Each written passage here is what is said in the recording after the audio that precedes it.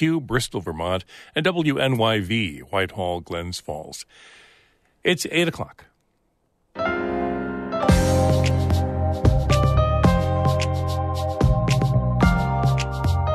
Good morning. This is Northern Light for Wednesday, November 22nd. I'm Monica Sandreski. And I'm Todd Moe. A measure that has allowed survivors of sexual assault to sue their abusers beyond the statute of limitations is coming to an end this week. That is what I think is one of the best things about this law, is that it empowers people who were muted, who were not allowed to pursue any kind of justice in the courts.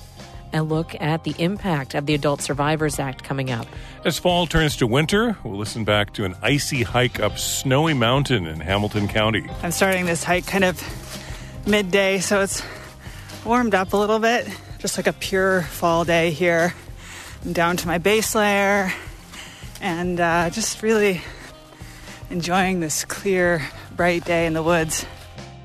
And yesterday we heard part one from Dave Fadden, Mohawk storyteller, on how the hermit thrush got his song. Today we'll wrap up the story. That's coming up in just a few minutes here on Northern Light. Stick with us.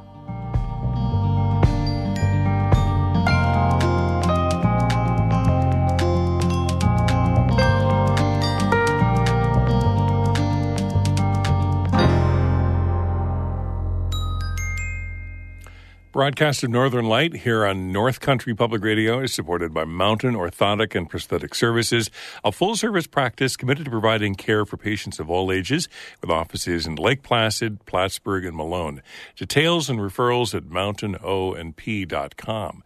And Blue Seed Studios, Saranac Lake, promoting community involvement in the arts on the web at bluseedstudios.org.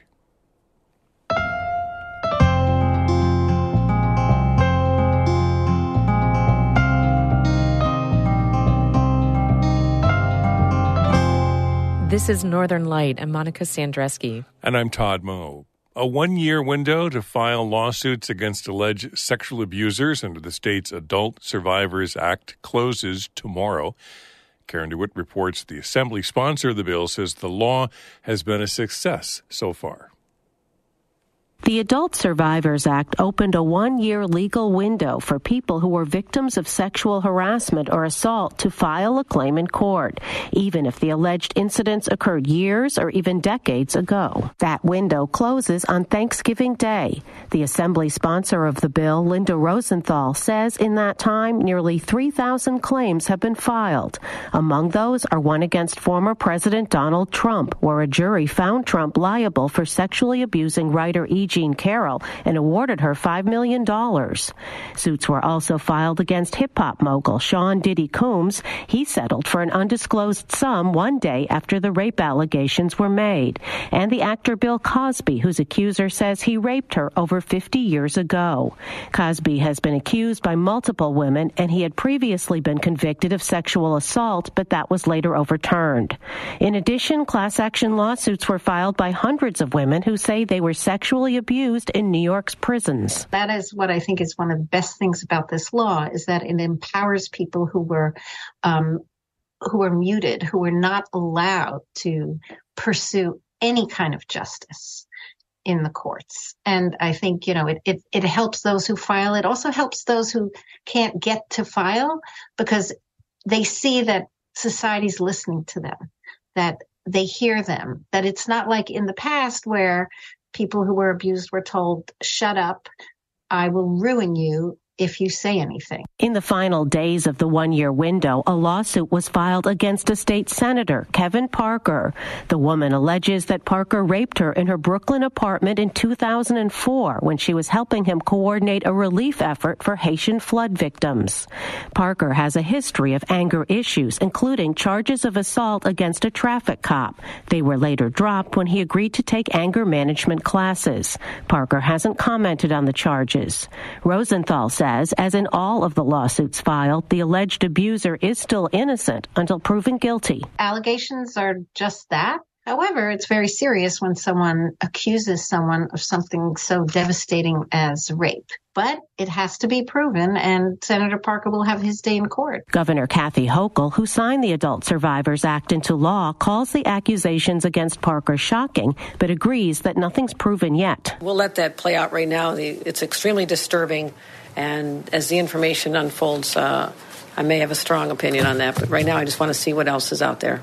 Let's let this unfold a little bit. A spokesman for Senate Leader Andrea Stewart-Cousins also called the allegations extremely disturbing and says the Senate leader will be monitoring the situation and taking appropriate action as necessary. Assemblywoman Rosenthal says she's not ruling out a bill to open another one-year window look back when the legislative session resumes in January. In 2019, New York extended the statute of limitations to 20 years for adults filing civil lawsuits in cases of alleged sex crimes.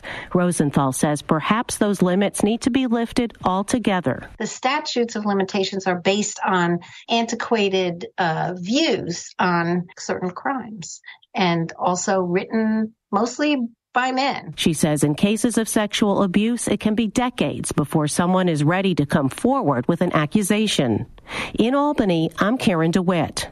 A Lafargeville woman has been arrested and charged with 2 counts of criminally negligent homicide after she crashed into an Amish buggy in September, killing 2 Amish children. The Jefferson County Sheriff's Office says Charlene Kring was driving a pickup truck when she hit the buggy from behind in the town of Alexandria. The Sheriff's Office says distracted driving and speed were factors in the accident. 2 adults and 4 children were in the buggy. A 1-year-old and 3-year-old died, while the other children and parents were treated for injuries at Upstate Medical in Syracuse. Kring will be arraigned in a Jefferson County court next month. The number of pistol permit applications in Jefferson County has plummeted this year. WWNY-TV reports the county received 145 applications in the first 10 months of the year. That's compared to 850 in 2021 and 574 last year. Jefferson County Sheriff Peter Barnett says that new gun rules discourage people from applying. New laws require concealed carry permit holders to recertify every 3 years instead of 5.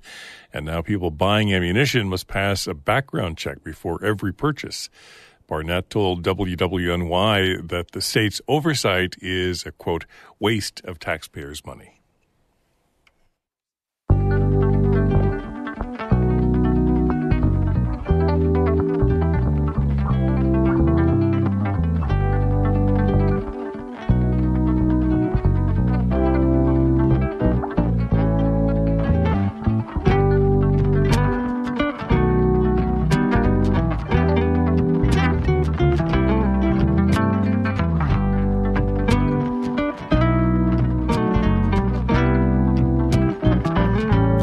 You're listening to Northern Light here on North Country Public Radio. It's 8 minutes past 8. Good morning. I'm Todd Moe. And I'm Monica Sandreski. Coming up, we'll hear part 2 of the story of how the hermit thrush got his song. That's coming up in just a few minutes here on Northern Light.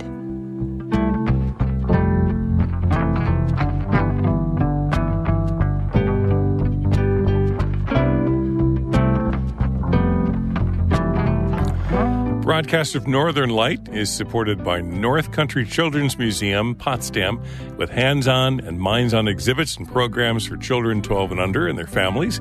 Open Wednesday to Sunday, 10 to 5, northcountrychildrensmuseum.org. And by St. Lawrence Nurseries, Potsdam, accepting orders now through April 12th for cold hardy fruit and nut trees. Details at slngrow.com. Music by Evan Veenstra in Gananoque, Ontario.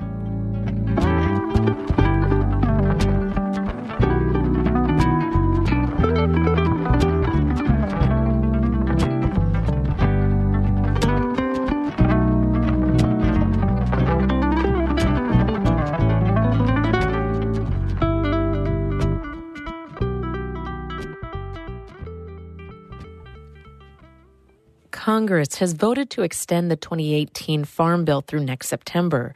And Catherine Wheeler reports the move means critical programs for North Country dairy farmers will remain for now. Senator Chuck Schumer says without a farm bill extension, dairy farmers in New York could have lost monthly federal payments at the end of the year. The Dairy Margin Coverage Program covers farmers when the price they're paid for their milk falls below the costs to produce it.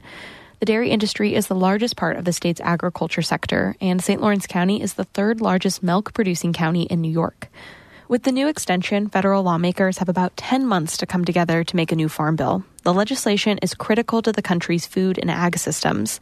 It funds nutrition programs for people on low incomes and pays for crop insurance, land conservation, and training for farmers. Politico reports finding more money to increase spending on commodity support programs is one of the major issues holding up lawmakers. Catherine Wheeler, North Country Public Radio. The American Farm Bureau Federation says the average Thanksgiving dinner is down 4.5% from last year. But WRVO's Jessica Kane tells us that's only part of the story. When you preheat the oven to cook your turkey, you can give thanks that cases of avian flu are falling. The American Farm Bureau Federation says that's the main reason turkey prices are an average of 5.6% lower than last year. But Syracuse University professor of supply chain practice Patrick Penfield says some popular sides like sweet potatoes and dinner rolls are on the rise. The side dishes, a lot of it has to do with labor costs in addition to food production costs. And if you're planning to bake, because what's Thanksgiving dinner without pie, Penfield says expect to spend a little bit more. Sugar prices have gone up, so about 9%. So that's going to impact it. Your spices, anything that you need for, your condiments, your seasonings, that's gone up another 5.6%. Penfield says to save money, think about menu substitutions like fresh green beans instead of canned and spend some time comparing prices. It's all about competition. If you look at the name brands, those prices still go up. But if you look at the generics, the store brands, a lot of times you can get a better deal, if you shop and try to find that. And also keep an eye out for shrinkflation. Penfield says some products might seem to be less expensive, but they're actually smaller amounts or smaller packages than they were before. In Syracuse, I'm Jessica Kane for North Country Public Radio.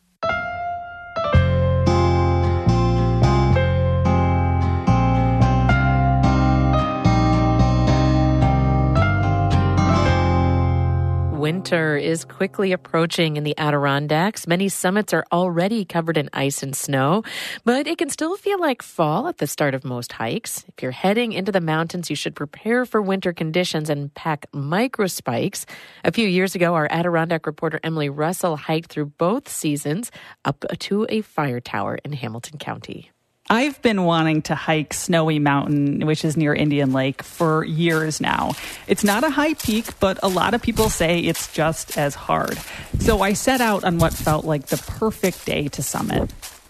I'm starting this hike kind of midday, so it's warmed up a little bit. Feels like just like a pure fall day here.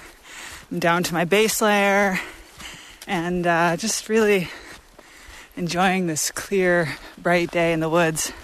This time of year is one of my favorite times to be out on the trail. There's still a bit of autumn color in the woods, but mostly the trees are bare, so you get some spectacular views through the forest. Today's hike is a way for me to kind of bridge the seasons. We're transitioning to winter in the Adirondacks, so I'm kind of using this as a just shakedown of my pack for all the things you need in winter, like extra layers and food and micro spikes and headlamp. And so I've got all of that. I've got a big pack on, and I expect it's going to get quite a bit colder as I climb up higher. The trail tilts up along a steep slope and then drops down into a wooded valley. At one point, I'm walking through a row of emerald green ferns, colors so bright it reminds me of summer. And then I notice something sticking out of the ground. Okay, so this is so cool. I've just come to the side of a stream, and there's a long black wire that comes out of the ground, crosses a bit of the stream, and goes back into the ground. And it's the old telephone wire from when the fire tower at the top was used. Really neat. The trail starts to get steeper. There's a beautiful set of stairs built out of these big slate gray boulders. As I climb, I can feel the air on my skin getting colder. I'm high enough that I'm in the evergreen forest now, and all of a sudden there's patches of snow, and now I'm in the shade, so it feels a lot cooler already. I watch the seasons change right in front of me. Within minutes, my boots are crunching through ice and snow. I stop to put on my microspikes. Microspikes are like tiny little crampons that help you grip the frozen ground. I'm super glad I have my microspikes on now. The whole trail is like a sheet of ice, and there's snow all around. The final pitch is pretty steep, so I take my time, holding on to roots and hauling myself up and over icy ledges. There's a last little twisty trail through the woods, and then I'm here.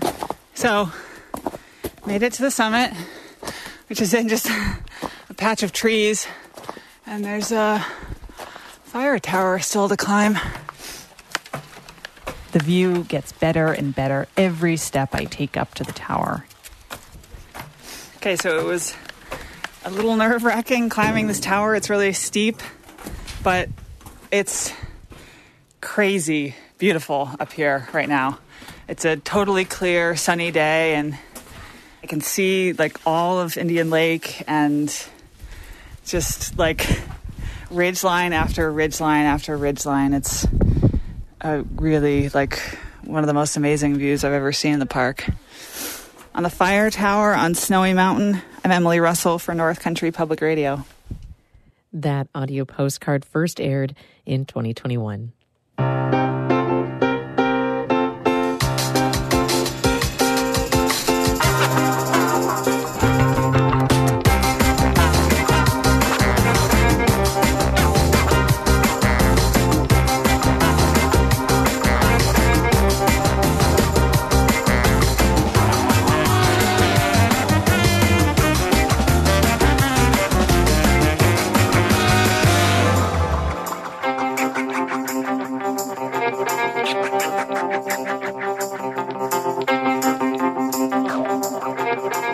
Listening to Northern Light right here on North Country Public Radio. I'm Todd Moe. And I'm Monica Sandreski.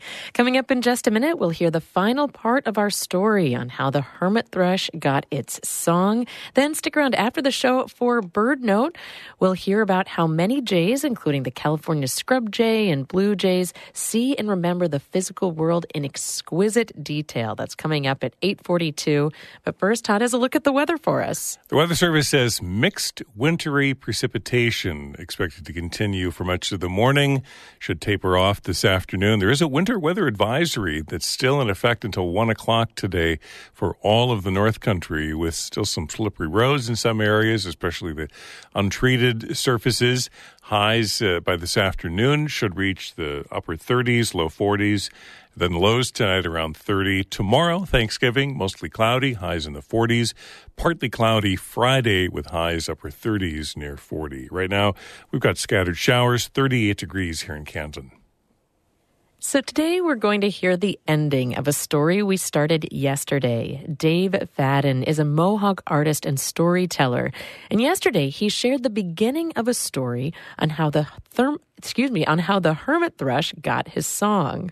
The hermit thrush, that was, one of the stories my grandfather would tell. In fact, we actually wrote a book, and 2 years ago I illustrated it. So I was very pleased with that book because it was very personal to me. That's my grandpa. And so I was able to illustrate it. And so in the back, there's a picture of my grandfather, and then the next page is a picture of me in our bios. But that story always resonated with me because I know the hermit thrush and what it sounds like, and it's such a nice song. And now there's a story about how he got his song, and it's one of my more favorite ones to tell. Yeah.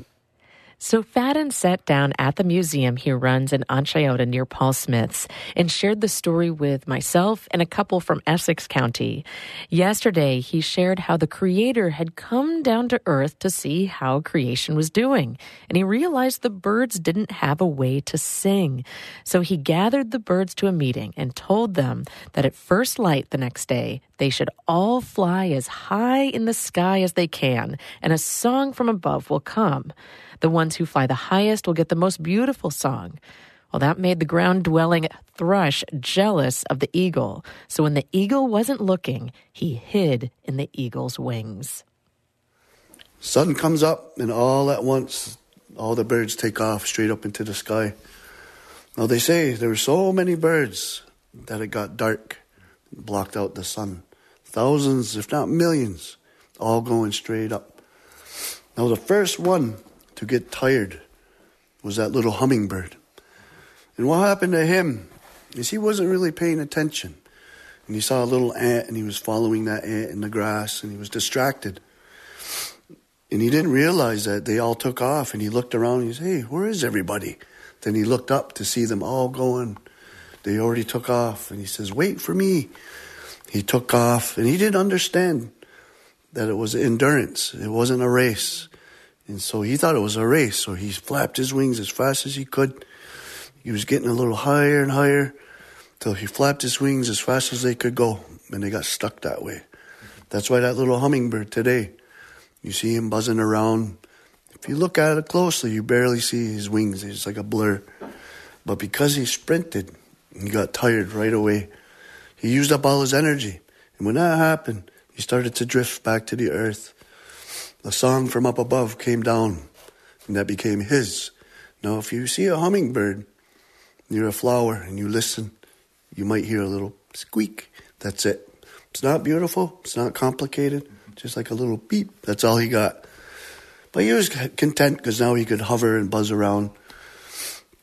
The next bird was the crow. And that crow, you see him, and he's always in the garden. He's always eating. Every day he gets up and he goes out and he starts eating. And he eats and he eats and he eats all day long. Doesn't get enough exercise. So he's a little bit overweight and he's out of shape. So he started flying, and fairly quickly he got tired.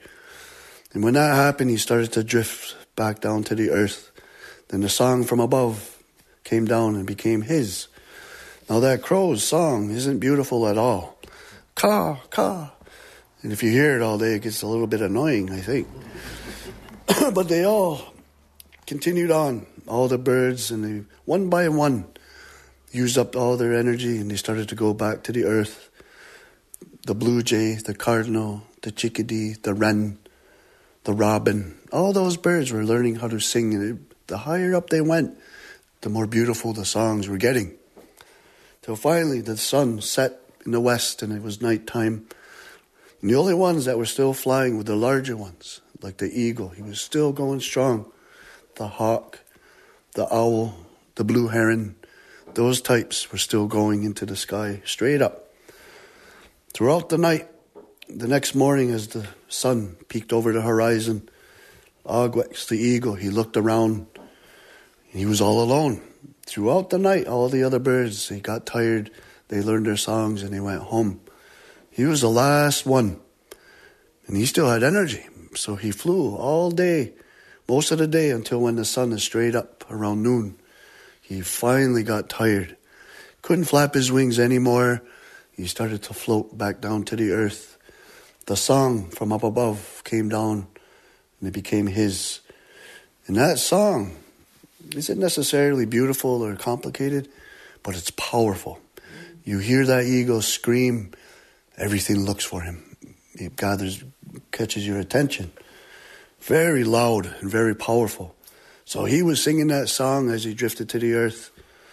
And that little brown bird, that thrush, heard it. He woke up, opened his eyes, poked his head out, looked around, hopped up on top of that eagle's head, and he took off straight into the air. This time, that eagle felt it. He felt his feathers move.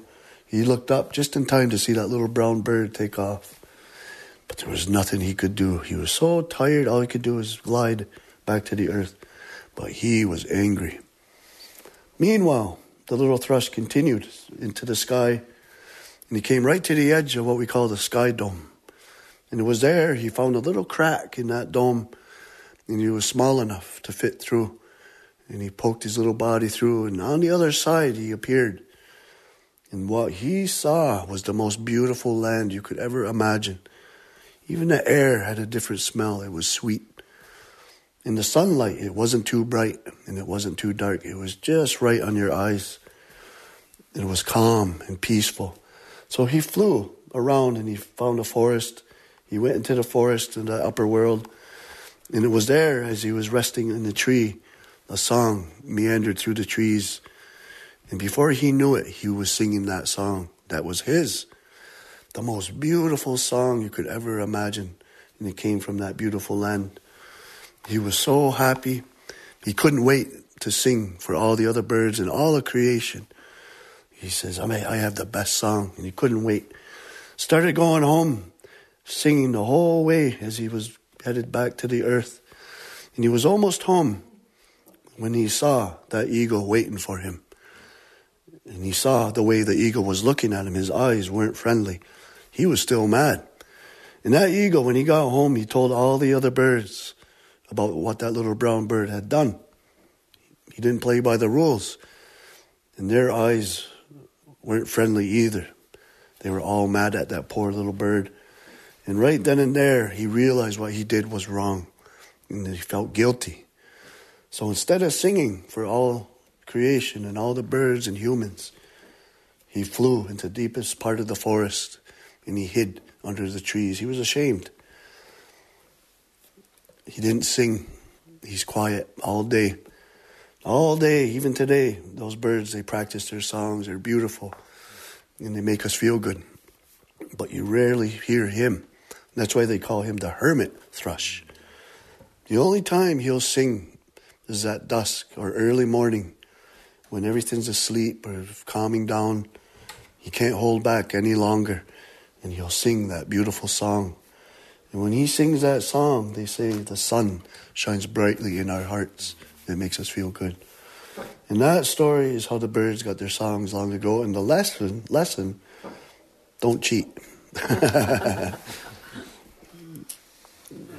And I don't know if you ever heard a hermit thrush. They're, never have. Oh, it's a beautiful song. It's even scientifically, I think they have like 2 sets of vocal cords, and it sounds like a flute.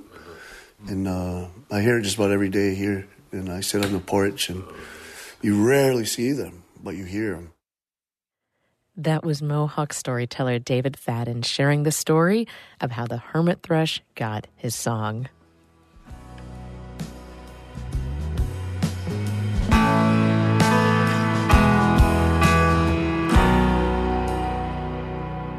You can hold my hand when you need to let go. I can be a mountain when you're feeling valley low. I can be a street light showing you the way home. 'Cause you can hold my hand when you need to let go.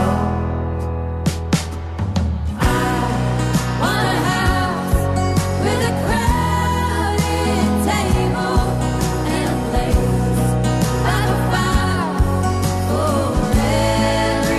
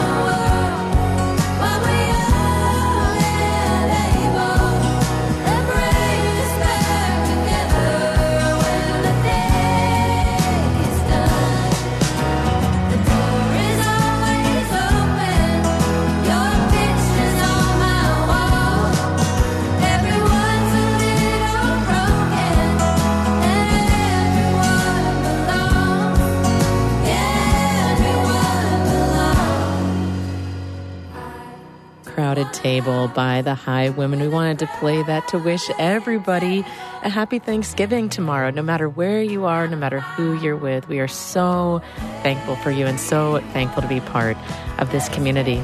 I'm Monica Sandreski. And I'm Todd Moe. Be well.